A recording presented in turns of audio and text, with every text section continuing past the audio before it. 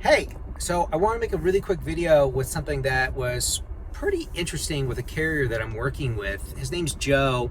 Been working with him for a minute, and I want to explain a scenario that he just lived in real time, which would be educational to you when you experience a round trip load.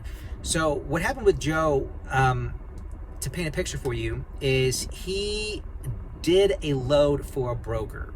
Broker's approved in the system, does the credit check, it's great, calls them up, and there's a load. It's a round trip load. You go from A to B, deliver, pick up at B, and then go back to A.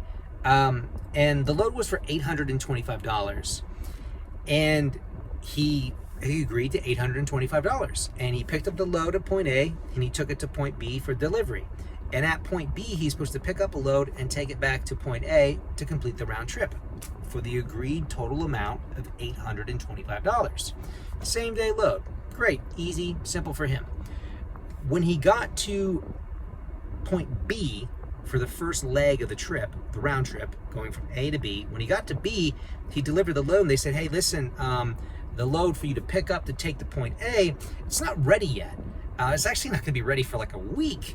So we don't have anything for you. And Joe was like, hey, that's fine, that's cool. And Joe did a great job. He said, go ahead, sign this paperwork with your name, the in and out time, the date, and I need you to notate on the POD that there's no second product, second load to pick up and take to point A. It's not there, it's not ready. And notate the product is not ready for the second leg of the trip. But that's not Joe's fault. The shipper isn't ready with the product. And it's actually not the broker's fault either, because the shipper has not properly informed the broker that the load was not ready for pickup. So he's getting one leg of the trip for the delivery, A to B, done. And then there's nothing to pick up at B to take back to A. So the broker, you know, he had his documentation, called the broker, told him, hey, this is what's going on, but it's a round trip. That's what he agreed to. It's a round trip. He has to get home. So what did the broker do? He's like, oh, well, since there wasn't another, you know, the back haul, since the back haul wasn't available, can you do better on the rate? And it's like, what do you mean do better on the rate?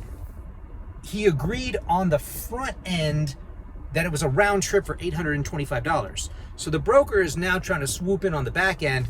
Well, since it wasn't ready, can you give me some of that money back? It's like, no, that's not what this was agreed to. It was agreed to do a round trip load, A to B and B to A, round trip, $825. And Joe's calling me back and like saying, Paul, like, is the broker gonna try to jip me for this payment on this load? And it's like, well, maybe he might make it a little bit difficult for you, but at the end of the day, Joe did everything right, and it should go through fine, squeaky clean, no issue, no problem. The broker was approved in the credit check system. They're good to go for factoring.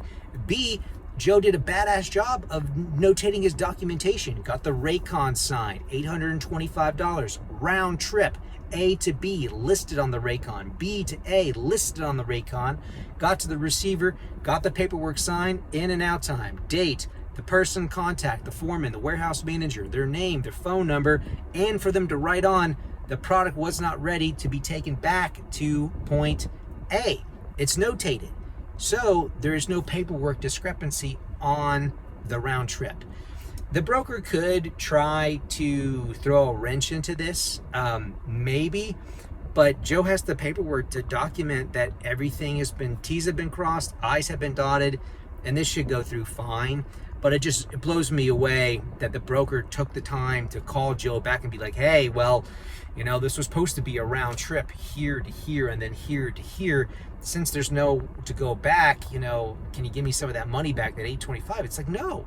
I agreed this morning to do an $825 load round trip. Just because your shipper wasn't ready, I still have to drive home. You know, I'm still going that way anyway. Just because the product's not ready, that's what we agreed on the front end. And everything was signed, everything was documented. Joe did a great job. So I just wanted to share this video with you real quick, and the scenario and the situation that happened, because at the end of the day, you got to make sure your paperwork is right. And you got to make sure it's signed And also too, especially when you're doing a round trip, it's really important that you notate this, because not all brokers will write their raycons in this way. You know, some brokers will just be like, you know, hey, it won't even be listed. It'll be like, okay, I need you to run a load from Atlanta, Georgia to Jacksonville, Florida, and then Jacksonville, Florida back to Atlanta, and I'll give you $2,000. And they just put $2,000 and they just put Atlanta to Jacksonville, and they don't notate the Jacksonville to Atlanta. They just don't notate it because it's verbally said to the carrier on the phone, but it's not notated. And it's really smart for you to make a habit when a broker does give you a round trip. Tell them, hey, I need you to notate in the rate con. It's there, it's visually there. Atlanta to Jacksonville, Jacksonville to Atlanta. It's there. It wasn't a verbally said thing, because if it's only verbally said, there's no paper trail to go back and backtrack it for the purposes of, you know, documentation. Because then it just goes into this gray area of he said, she said, this phone call, that text message. You know, none of that's valid. Email documentation and what's on the rate con. That is what the paperwork needs to be to back up any verbal claim. Is it on the rate con? Is it on the POD, BOL, etc., etc.? So Joe did a great job. So just take this as 2 cents, as a quick tip and trick when it comes to sort of thinking through round trips and what you could experience. Still kind of shocked that this broker had the guts to call him back and be like, well, can I have some of that money back? What a prick. Anyway, Joe did a great job. Wanted to share that with you. Hopefully you learned something from this video. Catch you on the next one. Bye.